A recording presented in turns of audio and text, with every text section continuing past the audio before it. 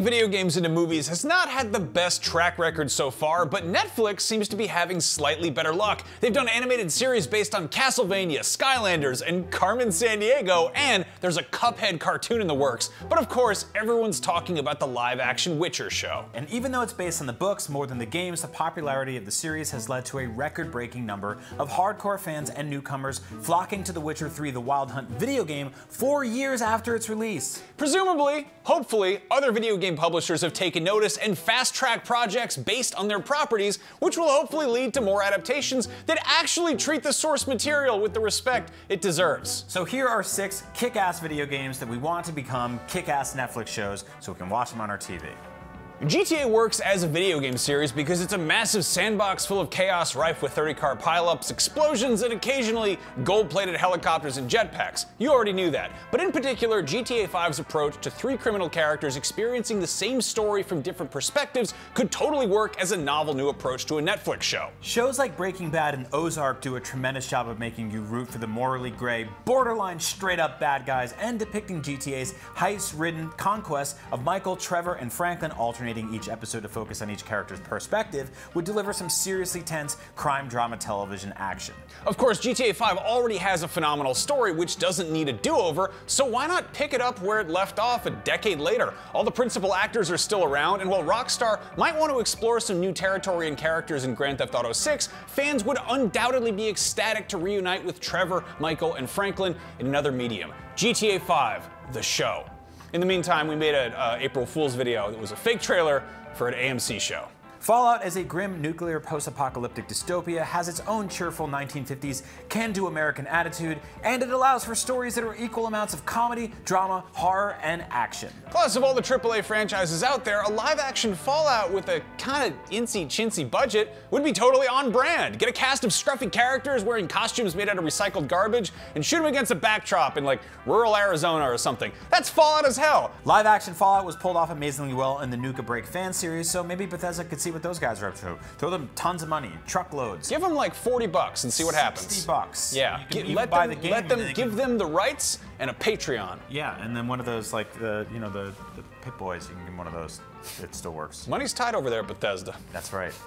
In a perfect world, Bloodborne's dripping wet nightmare town full of grotesque horse skeletons, pussing bandage-wrapped ghouls, and ragged-ass werewolves would be a phenomenal live-action horror movie or miniseries. Oh, we can only dream. But before production budgets go through the roof on trying to recreate and puppeteer a building-sized cleric beast animatronic, seriously, I wish. Maybe this one should just go the gritty animated route instead. Adi Shankar and Frederator Studios did a wonderful job turning the classic monster-slaying action of Castlevania into a gruesome M-rated cartoon, and while it sounds like Shankar has got his hands full with current projects based on Devil May Cry, Assassin's Creed, and Hyper Light Drifter, we would love to see a Bloodborne cartoon from someone.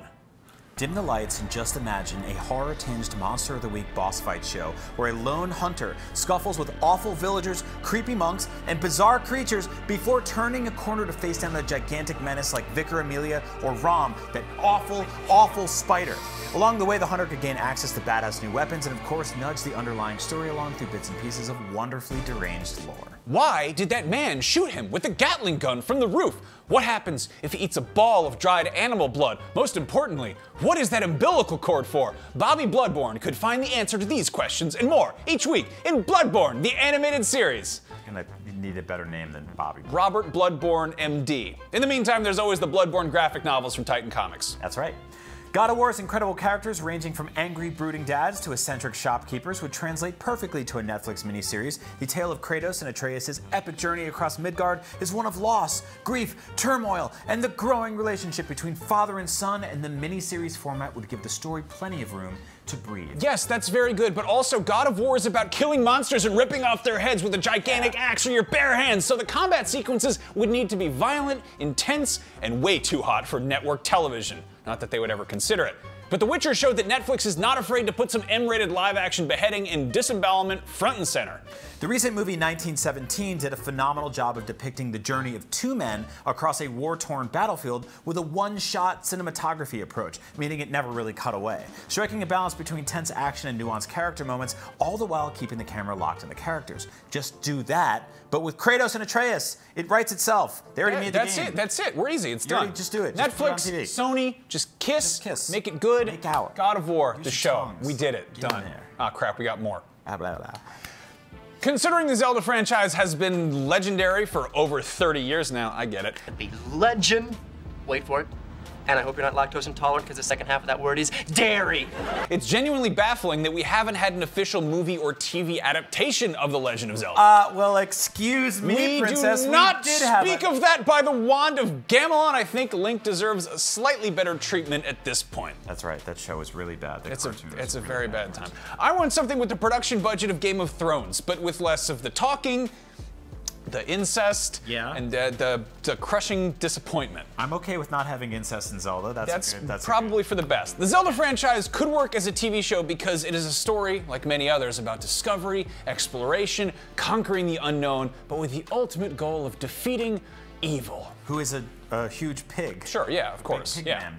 I really love the idea of Link traveling from episode to episode, alternating between riding horseback through the overworld and then plundering into dark, labyrinthian dungeons full of creepy bad guys and awesome, interesting weapons that he'd have to learn to wield in order to properly take on monsters and overcome obstacles. Imagine like a training montage with a boomerang. That would be so cool. I love it. The big debate would obviously be which Zelda game do you make into a show, but that's stupid because every Zelda game pretty much gives the universe a soft reboot and a new aesthetic, so there's really no issue with trying something new. If anything, that's the standard, not the weird thing. I guess the big question is, should Link talk?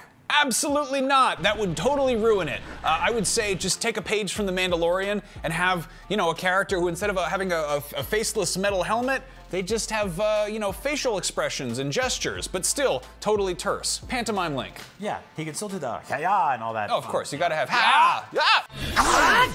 Bubbling under the surface of Netflix's endless catalog of raunchy stand-up comedies, serial crime dramas about small-town murderers, and of course, 600 million Adam Sandler movies are tons and tons of lovable, colorful animated shows for cartoon fans of all ages. From little kid stuff like Octonauts and Llama Llama to more adult fare like BoJack Horseman and Tuca and Birdie, animated talking animal shows are a hit on Netflix, except for Tuca and Birdie, which they canceled. But given the wide age range of Animal Crossing's fan base, striking a balance between sugary sweet baby cartoons and foul-mouthed mature animated sitcoms, you could make something that really brings everyone together. Yeah, fun for the whole family, even the drunk dads. The pilot episode could kick off with a human character taking the train to a small, unexpected town, only to be greeted by a diverse cast of talking animals, including a particularly notorious raccoon who's greedy and wants your money, and he says, "You immediately owe me money for rent." So by helping villagers across town via small episode-long quests, the character can slowly upgrade their home, make their town more livable, and pay off their debts. I mean, really, that's what's weird about Animal Crossing. It's about adorable animals and friendship, but it's also about the crushing responsibility and grueling monotony of capitalist society. In the meantime, the next best thing is the Netflix original Rilakkuma and Kaoru, which is about a depressed adult woman who returns from her horrible office job to find joy in life thanks to her shitty layabout talking animal roommates. Same. See, your TV doesn't have to be just for playing video games. It could also be for watching video games. We're in the middle of a TV renaissance right now, and not only are video games more popular than ever, but their long stories and varied locales already lend themselves to the television format.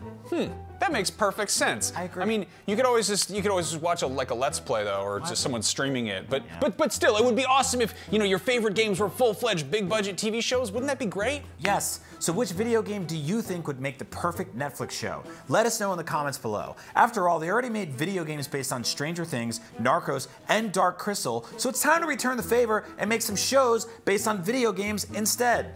Or put Netflix on Switch already. What are they doing over there? Yeah, what the f***?